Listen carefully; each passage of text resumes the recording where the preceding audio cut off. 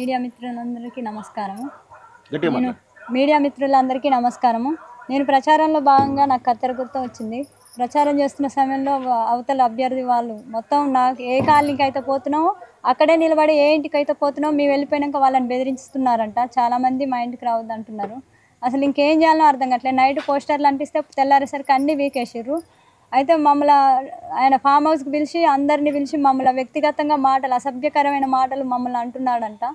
అసలు మేము విని ఇంకా కంటికి నీరు లేకుండా అవుతుంది. మా పరిస్థితి ఏంటో తెలియట్లేదు. అసలు ప్రచారంలో ముందుకు వెళ్ళలేకపోతున్నాం మేము. ఎవరైనా మా ఎమ్మడి తిరిగితే కూడా వాళ్ళని బెదిరిస్తున్నాడంట. అసలు దీనికి కారణాలు ఏందో నాకు అర్థం కావట్లేదు. కాబట్టి కత్తెర గుర్తు మంచా చెడ అనేది భావన దృష్టికి ఇదేంది బానిసతనం అనేది ఏది తెలుసుకోకుండా మమ్మల్ని ఇట్లా ఆగమాగం చేస్తున్నారు. నాకు అర్థం కావట్లేదు. అసలు పోస్టర్లు ఎప్పుడు నుంచి ఏమైందమ్మా? నైట్ అంటించాం సార్. పొద్దున్నే అన్ని చింపారు. గట్టిగా మాట్లాడు. నైట్ పెట్టినాం సార్. పొద్దున్న అన్ని బీకేసారు. పొద్దున్న పంచాయతీ ఆఫీస్లో మీటింగ్ ఉంది, ఇట్లా ఆర్ఓ గారు పిలిచారు అంటే వెళ్ళినాము. చూస్తే అన్నీ లేవు, ఇంకొక్కటి కూడా లేవు, అన్నీ కింద ఉన్నాయి. కంప్లైంట్ చేయలేదా మరి? సార్ అన్నారు, ఆయన ఆర్ఓ గారు ఎస్ఐ గారు అంటారు, ఏమైనా అభ్యర్థులు అవతల వాళ్ళు పోస్టర్లు చింపితే కంప్లైంట్ ఇవ్వచ్చు స్టేషన్లో అన్నాడు.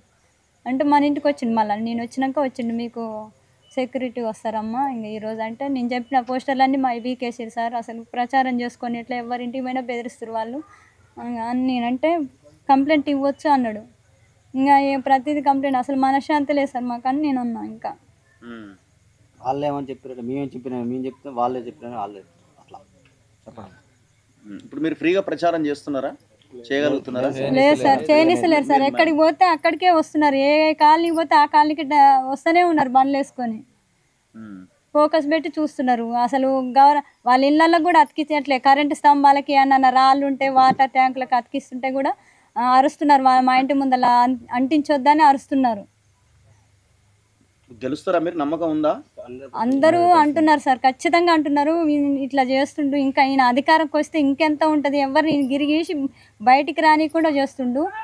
ఇంకా గెలిస్తే మాత్రం ఇంకా ఎట్లా అరాచకత్వం ఉంటుందో అని అందరు అంటున్నారు. సైలెంట్ ఓట్లు అయితే పడతాయి అంటారు. ఈరోజు ఎస్ఐ గారు కూడా అన్నారు, వెళ్ళి అజ్జికట్టాడంట అమ్మ, అందరు సైలెంట్ ఓట్లు పడతాయి అంటారు, ఏం బాధపడకండి, ఏ ఓప్స్ నీ మీదనే ఎక్కువ ఉన్నాయి ప్రజలకు కూడా అంటున్నారు సార్. పెద్ద మనుషులు కూడా అన్నారంట ఆయనతోటి చాలా మంది. నాకైతే ఈ భయానకమైన వాతావరణం నాకు చెప్తుర్రు కానీ మరి నాకైతే ధైర్యం సరిపోవట్లేదు. వీళ్ళు ఇంత భయపెట్టి వాళ్ళ ఎమ్మడి తిప్పుకుంటున్నారు. చీరలని నైట్ టైం గెస్ట్ హౌస్ కానీ తీసుకుపోయి బిర్యానీలు మందు పోయడాలి అని చెప్తున్నారు. మాకు ఆర్థికంగా ఎటువంటి సాయం ఎవరు అందేయలేదు. అనుకోకుండా మేము దిగి నామినేషన్ వేసినందుకు ఇంతగానో పోయింది. మాకు డబ్బులు ఎక్కడి నుంచి తెచ్చి పెట్టానో అర్థం కావట్లేదు.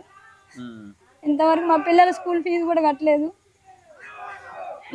మా పరిస్థితి కూడా ఇంత దయనీయంగా ఉంది. అయినా సరే ముందుకు పోదామని అనుకున్న సమయంలో కూడా ఇప్పుడు ఎఫ్ఐఆర్ మీరు అన్నప్పుడు కూడా kidnap case attempt murder case లేదంటున్నారు. ఇంకా మాకు ఆయన గెలిస్తే మాత్రం మేము బతకమని అర్థమవుతుంది. ఇప్పుడు దీనిలో భాగంగా కరెంటు బంద్ చేయడం స్పష్టంగా అర్థమవుతుంది. ఈ టైంకి అసలు ఉంటుంది కరెంటు ఖచ్చితంగా ఉంటుంది, ఎప్పుడు పోదు సార్. అవి కావాలనే ఇక్కడ అరుస్తున్నారు. చూడండి, మీకు వార్తలు రాయడం, విశ్లేషణ చేయడం వచ్చా? అన్యాయాన్ని ప్రశ్నించడం తెలుసా? ఇంకెందుకు ఆలస్యం? క్యూ న్యూస్ మిమ్మల్ని ఆహ్వానిస్తుంది. ఉమ్మడి ఆదిలాబాద్, వరంగల్, కరీంనగర్, నిజామాబాద్, ఖమ్మం, మెదక్, రంగారెడ్డి, హైదరాబాద్, మహబూబ్ నగర్ జిల్లాలకు రిపోర్టర్స్ కావాలను సంప్రదించవలసిన ఫోన్ నెంబర్ 8688926084.